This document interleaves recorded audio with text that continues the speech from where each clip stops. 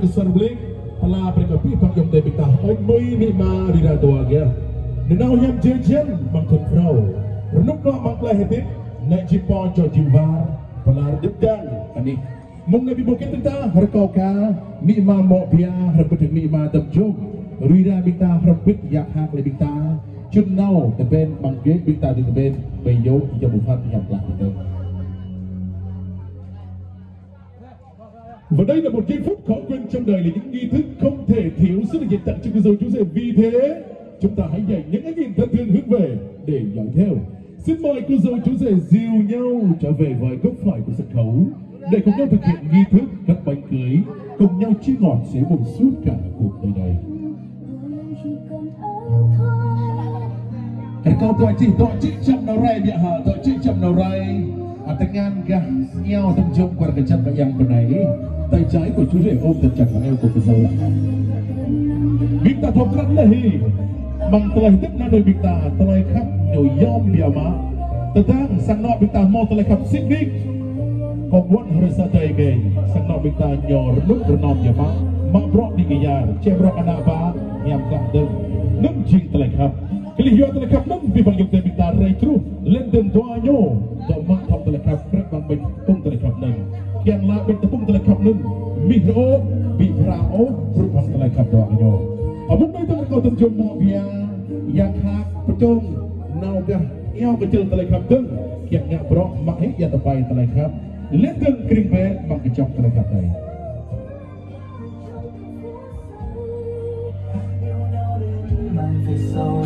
Menai dengan kau terjun mak biar dok cik jam norai nai. Lenden tangan gah nok terjun khang qua kejap yang benai. Xin mời tay phải của chú rể ôm thật chặt vào eo của cô dâu ạ.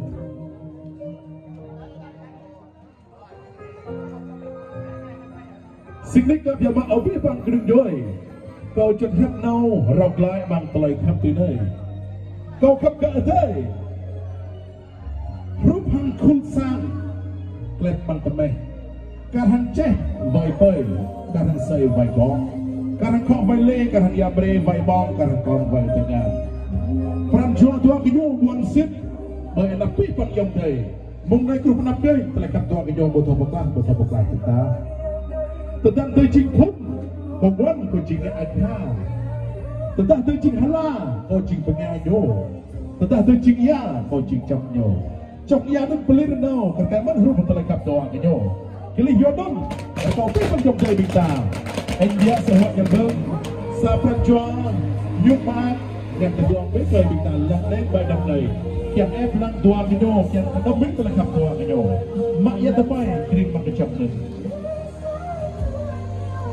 Và bây giờ xin mời cô dâu chú rể trở về với trung tâm sân khấu tình yêu, cùng nhau thực hiện nghi thức đan tay và bồi ngải cưới. Xây men xây liệu chắc chắn sẽ có lời tẩy xây tiền xây nghiệp muôn thuở còn xây. Vì tình yêu của chàng trai để chúc cho tình yêu của hai bạn say suốt cả cuộc đời này.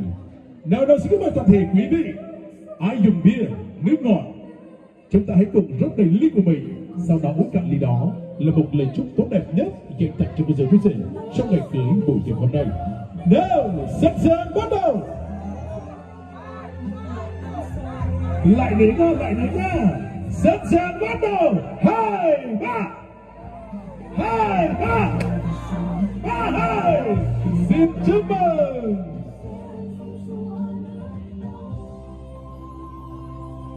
Sebentar jingkup gerpa berbesar balik pelah berkepi bang yang dari bintang ai mei telah kap doa kenyo. Nenau lenglar tu bukko. Hang telah betul nenau lenglar tu bukiru. Satu thun bang telah tim bang sakano. Maaf. Lendeng tak terderak yang maaf ai mei telah kap doa kenyo. Hang lu genam bintang mau perabot lah mengsang barai pot di not sebetul. Genam telblung fabrik besar balik. Berharap betul kau di ami ama. Một bia, mi mà đã bên này đi để bé bên chân tận khắp này kẹp bình tạm bầu cái nam, bây giờ tặng về tận khắp toàn nhau. Và bây giờ để bên hạnh phúc cho cô dâu chú rể bằng những món quà đầy ý nghĩa đến từ tình cảm của ông bà cha mẹ người thân. Và món quà đầu tiên xin được trân trọng kính mời ba mẹ của cô dâu.